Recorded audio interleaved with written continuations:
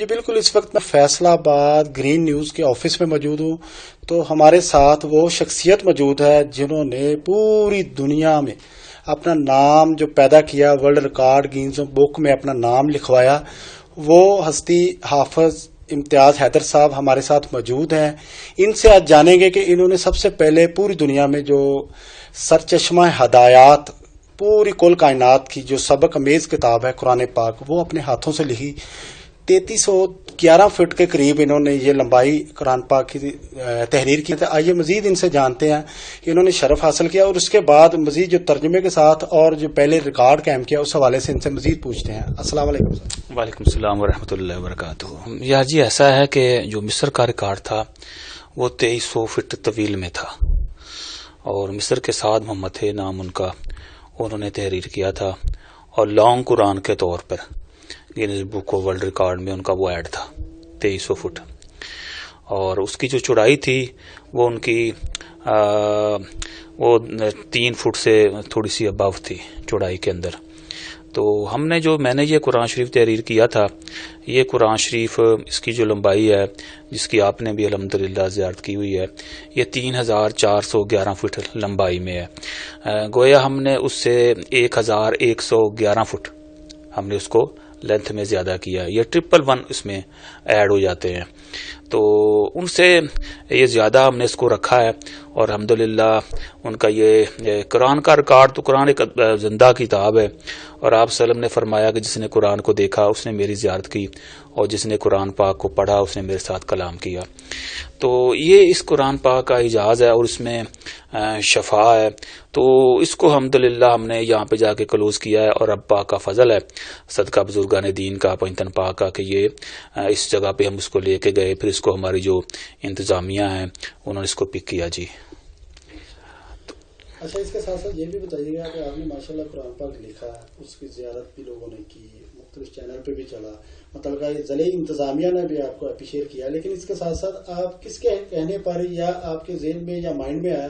کہ آپ ماشاءاللہ دوبارہ نئے سرے سے ایک ترجمے کے ساتھ قرآن پاک لکھ رہے ہیں؟ اس حوالے سے کیا کہیں؟ جب اس کی اقبال سیڑھی میں تقریباً رونما ہوئی تھی، وہاں پہ کمشنر اور ڈپٹی کمشنر حضرات شریف لائے تھے، اور انہوں نے اس کی اوپننگ کی تھی، تو اس موقع پہ جو ہے نا وہ کمشنر فیصل آباد، انہوں نے مجھے اس کو کہا کہ دنیا کے اندر جو کورے قرآن پاک ہیں وداؤٹ ترجمے کے وہ بہت زیادہ موجود ہیں، بڑے بڑے نسخے موجود ہیں، اور چمڑے کے اوپر لکھے ہوئے بھی ہیں، لکڑی کے اوپر لکھے ہوئے بھی ہیں، بڑے بڑے سائز میں، لوہے کے قرآن پاک بھی ہیں، بڑے بڑے اس کے پیج ہیں لوہے کے، تو لیکن ترجمے کے ساتھ دنیا کا نسخہ موجود نہیں ہے، تو آپ اس کو ترجمے کے ساتھ اس کو تحریر کریں، اور یہ پہلا پاکستانی نسخہ ہوگا جو کہ ترجمے کے ساتھ ہوگا۔ تو میں نے پھر اس کے اوپر تھوڑا سا غور کیا کہ اس کو لکھنا چاہیے، اور پھر اس کے لکھنے سے پہلے پورا سیٹ اپ تشکیل دینا پڑتا ہے، کچھ عبادات ہوتی ہیں وہ باقاعدہ کرنی پڑتی ہیں۔ گویا عبادات کرنے کا مطلب ہوتا ہے کہ ایک اپنی باڈی کو اس نئے پروگرام کے مطابق ڈھالنا، تو اس کو پہلے اپنی جسم کو ڈالا گیا، خوراک وغیرہ مینٹین کی گئی، تو اب اس پہ الحمدللہ ہم نے کام شروع کیا ہے، اور اس کے جو آج یا کل کے اندر انشاءاللہ تعالی 6واں سپارہ ہے اس کو ہم وائنڈ اپ کر دیں گے۔ تو اس کا جو ہے 40 فٹ لینتھ میں یہ ایک اس کا پیج ہے،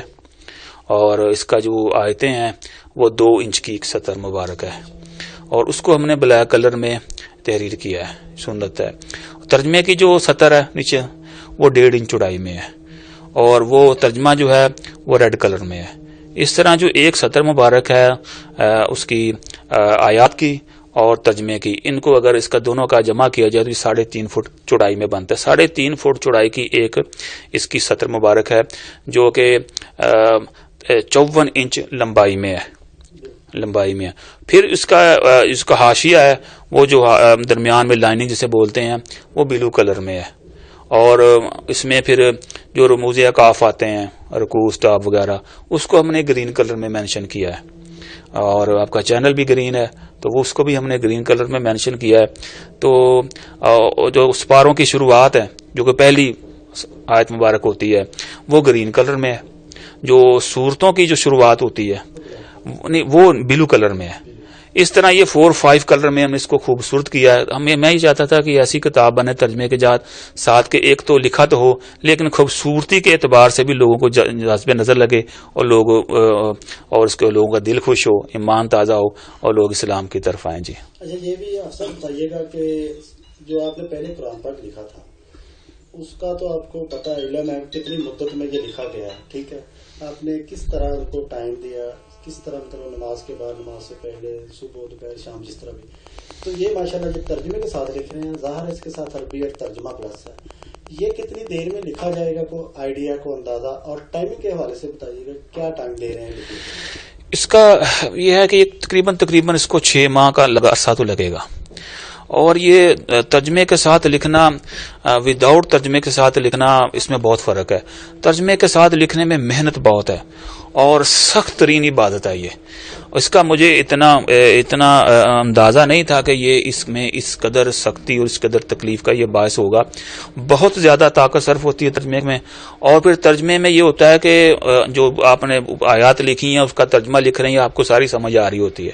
اور آپ کو جب ساری سمجھ آ رہی ہوتی ہے تو پھر جو آیتوں میں اس میں آیتیں آتی ہیں جو کہ قہر و غضب کی مبنی بھی آیتیں بھی ہیں, اور اس میں رحم کی آیتیں بھی ہیں, اس میں انعام کی بھی آیتیں ہیں, اس میں پکڑ کی بھی آیتیں ہیں, اس میں حساب کتاب کا بھی ہے, پھر اس میں اللہ پاک کی جھڑکیں بھی ہیں, ٹھیک ہے جی, پھر اس میں اللہ پاک کا کرم بھی ہے, نبی پاک صلی اللہ علیہ وسلم کی شفقت بھی نظر آتی ہے, اولیاء کرام کا بھی ذکر نظر آتا ہے. وہ جس طرح کا میٹر چل رہا ہوتا ہے نا, وہ سارے کے سرات اپنی باڈی کے اوپر مرتب ہو رہے ہوتے ہیں. جب قہر اور غضب کی آیتیں آتی ہیں تو رونگنے کھڑے ہو جاتے ہیں, جس میں بڑی سخت تکلیف شروع ہو جاتی ہے. تو اپنے جو کرائم جو چھوٹے موٹے ہوئے ہوتے ہیں نا, وہ سب آنکھوں کے سامنے آ جاتے ہیں. تو پھر اس پہ اللہ پاک کی پھر آگے پھر اس میں یہ ہے کہ اللہ پاک نے اگر کہیں پکڑ کا ذکر کیا تو ساتھ اپنے غفور اور رحمت کا ذکر کیا, وہاں سے آگے حوصلہ مل جاتا ہے. تو یہ اس میں یہ کہہ لیں کہ یہ مشاہدہ ہو رہا ہے. پہلے تو ترجمے سے لے کے ہم بھاگ جاتے تھے, لیکن اس میں مشاہدہ ہو رہا ہے, اور اس میں پھر مشاہدے کے ساتھ مشاہدہ حق بھی ہو رہا ہے. تو ابھی یہ پہلے اللہ پاک کا نام سنا تھا اور لیکن پہچان نہیں تھی, جانتے نہیں تھے. اور قیامت کا نام سنا تھا, پہچان نہیں تھی, جانتے نہیں تھے. حشر کا نام سنا تھا, پہچانتے نہیں تھے, جانتے نہیں تھے. حقیقت کا علم نہیں تھا. اب یہ کہ پکا حقیقت کا علم ہو گیا, قیامت آنی ہے, اللہ پاک کے سامنے جانا ہے, کچھ پلے ہوگا تو بچ جائیں گے, کچھ پلے نہ ہوا تو بہت بستی ہوگی. تو یہ ساری چیزیں جو ہیں وہ بالکل نظر آ رہی ہیں. اور اس میں پھر جب یہ ساری چیزیں دیکھ کے میں باہر نکلتا ہوں, پھر اپنے مسلمان بھائیوں کو دیکھتا ہوں کہ نماز نہیں پڑھ رہے اور اس طرح کی ایکٹیویٹی کو چھوڑ رہے ہیں اور پیسے کے پیچھے دوڑ رہے ہیں, تو مجھے پھر سب کچھ وہ سین نظر آ جاتا ہے کہ یہ بہت بڑی بیوقوفی کر رہے ہیں. اگلے قدم کا پتہ نہیں ہے کہ کس سچویشن میں آنا بھی ہے یا نہیں اٹھایا جانا یا نہیں اٹھایا جانا, اگلا سانس آنا بھی ہے نہیں آنا ہے. لیکن یہ کہ وہ مالک نے جو لکھا ہے وہ سچا ہے, انہوں نے پکڑے جانا ہے. تو پھر وہ بڑی عجیب کنڈیشن اپنے جسم کی بنتی ہے, اپنے آپ کی بنتی ہے. تو یہ میں تو یہی کہوں گا کہ آپ سارے کام کریں لیکن خداوند تعالیٰ سے خدا را اللہ پاک کو نہ چھوڑیں, اپنے نبی صلی اللہ علیہ وسلم کو نہ چھوڑیں, ورنہ بہت بڑی جو مصیبت ہے نا وہ انسان مبتلا ہو جائے گا. جی اچھا, آخر پہ تھوڑا سا آپ سے یہ بھی لفظوں کا شرف لے گی کہ آج کل جو کرونا وائرس کی وبا پھیلی ہوئی ہے, کیا ماشاءاللہ لفظ با لفظ آپ نے بتایا ہے کہ اللہ تعالیٰ کا غضب, اللہ تعالیٰ کا پیار, مختلف انبیاء کرام, صحابہ کرام کا معاملات جو ہے ترجمے کے ساتھ آپ کو سامنے آتا جا رہا ہے. لیکن یہ واحد وہ کتاب ہے جس میں اللہ تعالیٰ نے ہر مرض کا, ہر طرز کا, ہر مشکل کا, ہر مصیبت کا علاج رکھا. لیکن اس حوالے سے کرونا وائرس کی وبا سے بچنے کے لیے اسلامی نقطہ نظر میں آپ کیا کہنا چاہیں؟ دیکھیں جی, اس میں یہ قرآن ایک مکمل ہاسپٹل ہے. سورہ فاتحہ سے لے کے والناس تک یہ آپ کی باڈی کے ہر حصے پہ اثر کرتا ہے, اور جو باڈی آپ کی ویک ہوگی اس کو یہ طاقت دے دے گا. اور نماز سے گیپ پیدا ہوتا ہے انسان کے اندر, جسم کے اندر وضو سے ایک گنجائش پیدا ہوتی ہے. قرآن کی تلاوت وہ گنجائش کو فیل کرتی ہے, اور انسان جو ہے نا وہ معاشرے میں ایک مضبوط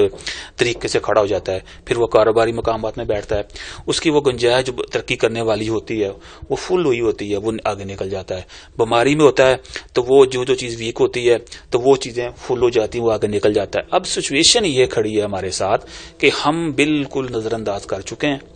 اپنی باڈی کے اندر بے انتہا ہم جو ہے نا ویکنس پیدا کر چکے ہیں, اور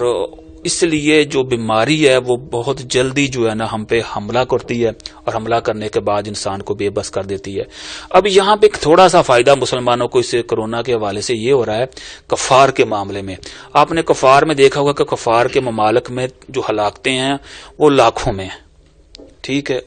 اور مسلمانوں میں جو ہلاکتیں ہیں وہ ہزاروں میں ہیں۔ بہت بڑا فرق ہمیں نظر آتا ہے۔ اس کی وجہ یہ ہے کہ ان کے اندر وہ ایمان کی جو طاقت ہے وہ بھی نہیں ہے،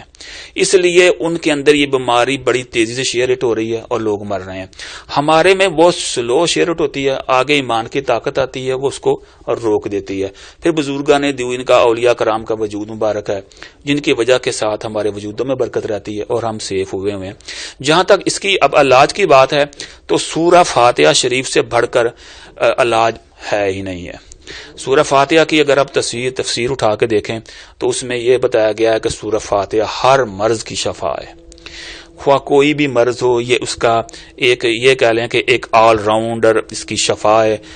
اس کا پڑھنے کا طریقہ کار تھوڑا مختلف ہے۔ وبا کے دنوں میں بزرگان دین یہ تعلیم فرماتے ہیں کہ آپ سورہ فاتحہ کو گاہے بگاہے پڑھتے رہیں، گھر سے باہر نکلیں سورہ فاتحہ شریف پڑھ لیں آپ، اور گھر سے جب داخل ہو اندر داخل سے پہلے سورہ فاتحہ پڑھ لیں، تو جتنا ایریا درمیان میں ہوگا وہ سارا سیف ہو جائے گا۔ گھر میں داخل ہوں گے سورہ فاتحہ علیحدہ پڑھ لیں، پھر گھر سے باہر نکلیں سورہ فاتحہ علیحدہ پڑھ لیں، یہ 4 دفعہ سورہ فاتحہ پڑھنی پڑتی ہے، آپ مکمل انشاءاللہ تعالی سیف ہو جاؤ گے۔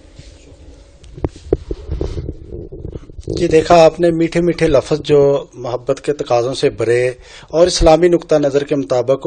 علم سے سرشار حافظ صاحب بتا رہے تھے، پیر امتیاز صاحب، تو انہوں نے یہ بھی بتایا کہ جو کرونا کے معاملات ہیں، کرونا کی مرض جو ہے نا وہ کفار میں بہت زیادہ تیزی سے پھیل رہی ہے۔ مسلمان جو ہے ماشاءاللہ ان کے اب بھی عقیدے قائم ہیں،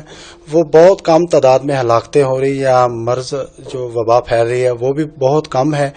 تو بات جو ترجمہ تفسیر کی بات کی جا رہی تھی، آپ نے سب سے پہلے جو قرآن لکھا وہ آپ نے بتایا کہ میں کس طرح ٹائمنگ دے رہا تھا، اور اس کے بعد جو مطلب اوپننگ اسٹیڈیم میں کروائی گئی،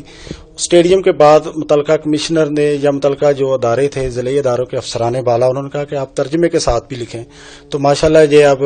ترجمے کے ساتھ قرآن پاک لکھ رہے ہیں، ان کی پیمائش بھی بتائی اور کس طرح یہ ٹائمنگ دے رہے ہیں، اور انہوں نے کہا کہ انشاءاللہ تعالی 6 سے 7 ماہ لگیں گے، یہ بھی قرآن پاک تیار ہوگا تو پوری دنیا میں، کیونکہ یہ ہدایت کا سر چشمہ ہے۔ ہر بیماری کا علاج قرآن پاک میں، انہوں نے کہا کہ یہ ہاسپٹل کی ماند ہے، جس طرح کا بھی مریض ہو وہ قرآن پاک میں لکھا ہے، اس کا علاج اللہ تعالیٰ نے پیدا کیا ہے۔ تو مزید ہمیں اس سے بچنے کے لیے سورہ بقرہ کا ذکر کرنا چاہیے، یہی وجہ ہے کہ انہوں نے مزید لوگوں کو اویئرنس دی اور اپنے جو ورلڈ ریکارڈ کے حوالے سے بھی مزید بتایا۔ جی